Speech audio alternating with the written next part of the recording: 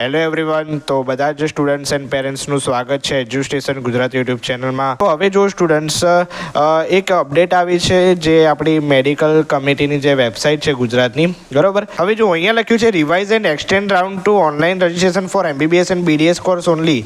હવે જો એટલે રાઉન્ડ 2ની જે રજિસ્ટ્રેશન પ્રક્રિયા છે એ ટોટલી જે પાછી ઠેલાઈ છે। હવે અહીંયા લખ્યું છે એડમિશન કમિટી આથી જાણ કરે છે medical counselling committee MCC Bharat સરકાર નવી દિલ્હી 13 સપ્ટેમ્બર 2024 રોજ તેઓ દ્વારા ઓલ ઇન્ડિયા કોટા અને સ્ટેટ કોટા શેડ્યુલમાં રિવિઝનને કારણે બીજા રાઉન્ડ માટે ઓનલાઈન રજિસ્ટ્રેશન 17મી સપ્ટેમ્બર 2024 અને ડોક્યુમેન્ટ વેરિફિકેશન 18મી સપ્ટેમ્બર 2024 સાંજે 4 વાગ્યા સુધી લંબાવવામાં આવ્યું છે, બરાબર। હવે જુઓ અહીંયા જોઈએ આપણે।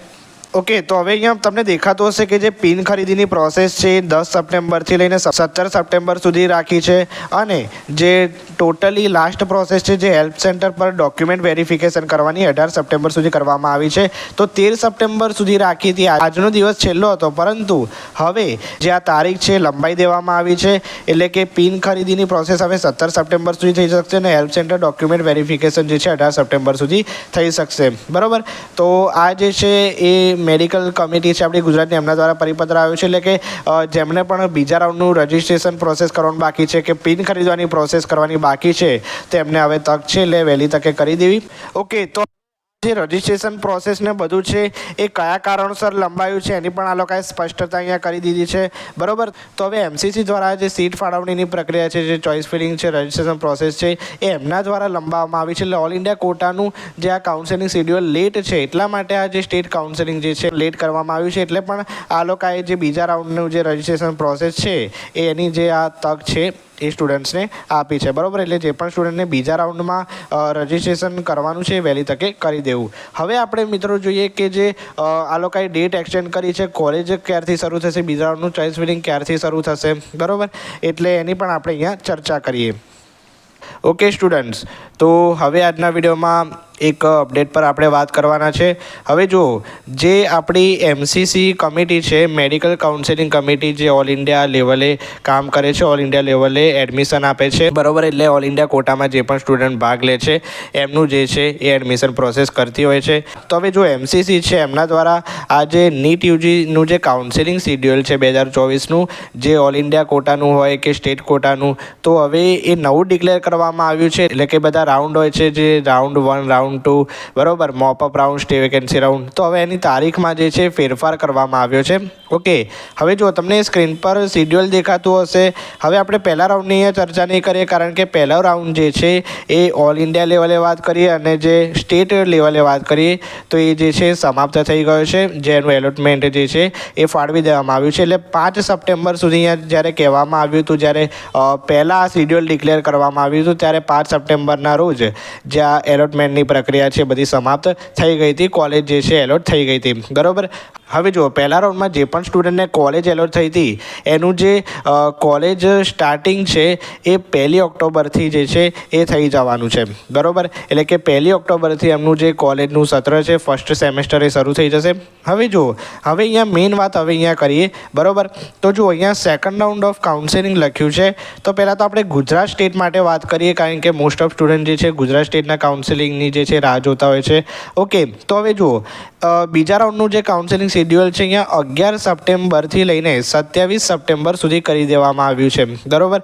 અને જે લાસ્ટ ડેટ ઓફ જોઈનિંગ છે અહીંયા તમને દેખાતો હશે 5 ઓક્ટોબર 2024 સુધીની, એટલે કે 11 સપ્ટેમ્બરથી 5 ઓક્ટોબર સુધી ટોટલી જે સ્ટેટ કાઉન્સેલિંગની પ્રક્રિયા જે છે એ ચાલશે, બરાબર। એટલે કે તારીખ જે છે એ લંબાવવામાં આવી છે।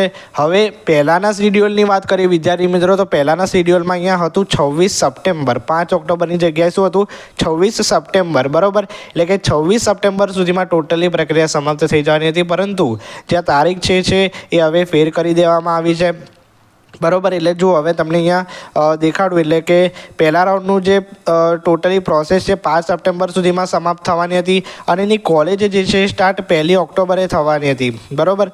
હવે જે 5 ઓક્ટોબર સુધીમાં જે ટોટલી પ્રોસેસ જે છે સમાપ્ત થઈ જશે, તો જે પણ સ્ટુડન્ટને બીજા રાઉન્ડમાં એલોટ થશે કોલેજ, તો એમનું પણ સત્ર 1 નવેમ્બર અથવા તો નવેમ્બરના સેકન્ડ વીકથી જે છે એમની કોલેજ જે છે શરૂ થઈ શકશે। એટલે આ લોકોએ જે છે એ પ્રમાણે શેડ્યુલ ગોઠવ્યું લાગે છે, કારણ કે કોલેજ જે છે એ મહિનાના શરૂઆતથી સ્ટાર્ટ થઈ શકે એટલા માટે, બરાબર. ત્યારબાદ આપણે મોપઅપ રાઉન્ડ એટલે કે રાઉન્ડ 3ની વાત કરીએ તો એની જે ટોટલી પ્રોસેસ છે 9 ઓક્ટોબરથી શરૂ થશે અને 23 ઓક્ટોબર સુધી જે છે પ્રોસેસ ચાલવાની છે, બરાબર.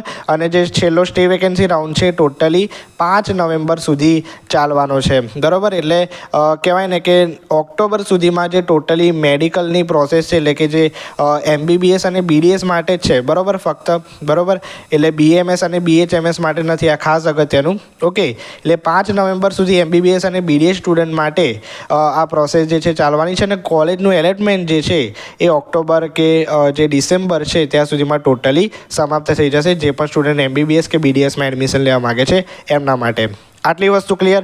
યસ. ઓકે, તો આપણે કોલેજ સ્ટાર્ટ થવાની વાત કરીએ તો કોલેજ જે છે તમારા મહિનામાં શરૂ થઈ શકશે. હવે વાત કરીએ કે કેટલાક વિદ્યાર્થીઓ પૂછતા હોય છે કે સર આ કોલેજ સ્ટાર્ટ થાય, બરાબર, તો એ અમને ખબર કેવી રીતે પડશે? અમારો જે એલોટમેન્ટ લેટર આવી ગયો, એડમિશન ઓર્ડર આવી ગયો, ત્યારબાદ અમને કોલેજ સ્ટાર્ટ થયું કેવી રીતે ખબર પડશે? તો ભાઈ તમને જે કોલેજ સ્ટાર્ટ થાય તો કોલેજ જે છે એ તમારો સંપર્ક કરશે, એટલે તમારે કોઈ ટેન્શન લેવાનું નથી, બરાબર. એટલે કોલેજ જે છે ત્યાંથી તમને ફોન આવશે અથવા તો તમને મેસેજ આવશે, તો એ કોલેજ જે છે તમારો સંપર્ક કરશે અને ત્યારબાદ તમને જે કોલેજ સ્ટાર્ટ થઈ એવું કહેવામાં આવશે, બરાબર. એટલે તમારે કોઈ ટેન્શન લેવાનું નથી. એટલે સેકન્ડ રાઉન્ડની જે પણ વિદ્યાર્થીઓ ચોઇસ ફિલિંગ કરવા માગે છે, ખાસ અગત્યનું.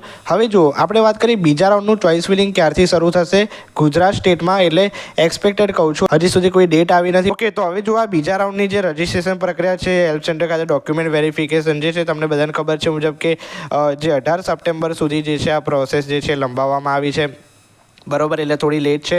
ઓકે, તો આનું જે મેરિટ લિસ્ટ જે છે હવે 5 ઓક્ટોબર સુધી આની જે ટોટલી પ્રોસેસ જે છે ચાલવાની છે, બરાબર. એટલે જે સીટ એલોટમેન્ટ જે છે એ પણ મોડું થશે.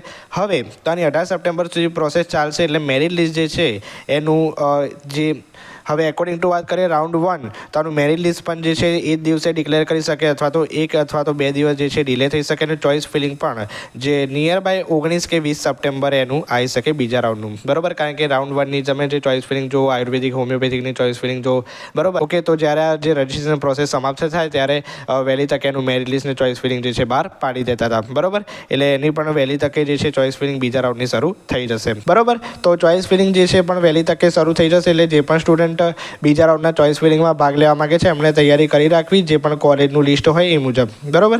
તો આપણે આ MCC દ્વારા એક લેટેસ્ટ ન્યૂઝ જે પરિપત્ર હતો એની વાત કરી કે કાઉન્સેલિંગ શિડ્યુલ, બરાબર. અને જે ઓલ ઇન્ડિયા કોટામાં પણ જે ભાગ લેવા માગતા હોય સ્ટુડન્ટ એ પણ અહીંયા તારીખ જે છે જોઈ શકે કે જે તારીખે શરૂ થવાનું છે રજિસ્ટ્રેશન પ્રોસેસ ને ચોઇસ ફિલિંગ તમામ પ્રક્રિયા, બરાબર.